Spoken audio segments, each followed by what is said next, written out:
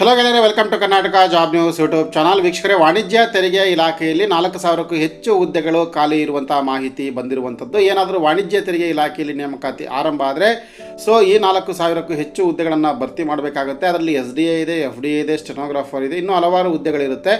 ಮಾಹಿತಿಯನ್ನು ಕೊಡ್ತೇನೆ. ಈ ವಿಡಿಯೋನ ಕೊನೆವರೆಗೂ ನೋಡಿ. ವಿಡಿಯೋ ಸ್ಟಾರ್ಟ್ ಮಾಡೋದಕ್ಕಿಂತ ಮುಂಚೆ ನಮ್ಮ ಚಾನಲ್ನ ಸಬ್ಸ್ಕ್ರೈಬ್ ಮಾಡಿಲ್ಲ ಅಂದರೆ ಕೂಡಲೇ ಸಬ್ಸ್ಕ್ರೈಬ್ ಮಾಡಿ ಮತ್ತು ಬೆಲ್ ಐಕಾನ್ ಕೂಡ ಕ್ಲಿಕ್ ಮಾಡಿ. ಗೆಳೆಯರೆ, ರಾಜ್ಯ ಸರ್ಕಾರದ ವಾಣಿಜ್ಯ ತೆರಿಗೆ ಇಲಾಖೆಯಲ್ಲಿ ಪ್ರಸ್ತುತ ಖಾಲಿ ಇರುವ ಹುದ್ದೆಗಳ ಮಾಹಿತಿ ಬಹಿರಂಗಗೊಂಡಿರತಕ್ಕಂಥದ್ದು. ಮಾನ್ಯ ವಿಧಾನಸಭೆಯ ಸದಸ್ಯರೊಬ್ಬರು ಕೇಳಿರ್ತಕ್ಕಂಥ ಪ್ರಶ್ನೆಗೆ ಈ ಉತ್ತರವನ್ನು ಕೊಟ್ಟಿರುವಂಥದ್ದು.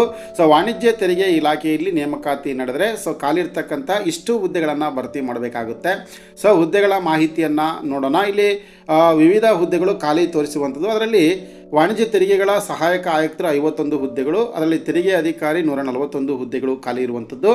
ಹಾಗೆ ತೆರಿಗೆ ಪರಿವೀಕ್ಷಕರು ಅಂತೇಳಿ 226 ಹುದ್ದೆಗಳು, ಪ್ರಥಮ ದರ್ಜೆ ಸಹಾಯಕರು 355 ಹುದ್ದೆಗಳು ಖಾಲಿ ಇದೆ, ಶೀಘ್ರ ಲಿಪಿಗಾರರು 264 ಹುದ್ದೆಗಳು ಖಾಲಿ ಇರುವಂಥದ್ದು, ದ್ವಿತೀಯ ದರ್ಜೆ ಸಹಾಯಕರು 1482 ಹುದ್ದೆಗಳು ಖಾಲಿ ಇರುವಂಥದ್ದು, ಬೆರಳಚ್ಚುಗಾರರು 384 ಹುದ್ದೆಗಳು, ಹಾಗೆ ಕರ ವಸೂಲಿಗಾರರು 433 ಹುದ್ದೆಗಳು, ಟೆಲಿಫೋನ್ ಆಪರೇಟರ್ 4 ಹುದ್ದೆಗಳು, ಎಲೆಕ್ಟ್ರಿಷಿಯನ್ 1 ಹುದ್ದೆ ಇದೆ, ವಾಹನ ಚಾಲಕರು 168 ಹುದ್ದೆಗಳು, ಹಾಗೆ ಕನ್ಸೋಲ್ ಆಪರೇಟರ್ಸ್ 4 ಹುದ್ದೆಗಳು, ಸೂಪರ್ವೈಸರ್ 4 ಹುದ್ದೆಗಳು, ಸಂಖ್ಯಾ ನಮೂದಕರು 36 ಹುದ್ದೆಗಳು, ಡೈಸ್ಪ್ಯಾಚ್ ರೈಡರ್ 1 ಹುದ್ದೆಗಳು, ಲಿಫ್ಟ್ ಅಟೆಂಡರ್ 8 ಹುದ್ದೆಗಳು, ಹಾಗೆ ಗ್ರೂಪ್ ಡಿ ನೌಕರರು 1091 ಹುದ್ದೆಗಳು.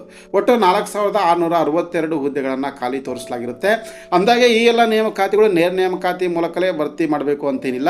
ಇದರಲ್ಲಿ ಬಡ್ತಿಯ ಮೂಲಕ ಅಂದರೆ ಪ್ರಮೋಷನ್ ಮೂಲಕ ನೇಮಕಗೊಳ್ಳುವಂತಹ ಹುದ್ದೆಗಳು ಕೂಡ ಇರುವುದು. ಪರ್ಸೆಂಟೇಜ್ ವೈಸು ಪ್ರಮೋಷನ್ ಮತ್ತು ಡೈರೆಕ್ಟ್ ರಿಕ್ರೂಟ್ಮೆಂಟ್ ಅಂತೇಳಿರುತ್ತೆ. ಕೆಲವು ಹುದ್ದೆಗಳನ್ನು ರಿಕ್ರೂಟ್ಮೆಂಟ್ ಮಾಡಿಕೊಳ್ಳದೆ, ಉದಾಹರಣೆಗೆ ಗ್ರೂಪ್ ಡಿ ಹುದ್ದೆಗಳಿರುತ್ತೆ.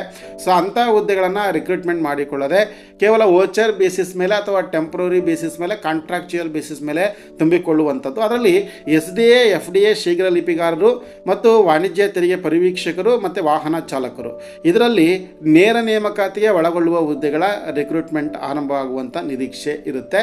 ಸದ್ಯ ಖಾಲಿ ಇರತಕ್ಕಂಥ ಹುದ್ದೆಗಳ ಮಾಹಿತಿಯನ್ನು ಮಾತ್ರ ಈ ಒಂದು ವಿಡಿಯೋದಲ್ಲಿ ತಿಳಿಸಿರುವಂಥದ್ದು. ವಿಡಿಯೋವನ್ನು ಲೈಕ್ ಮಾಡಿ, ಶೇರ್ ಮಾಡಿ. ನಮಸ್ಕಾರ.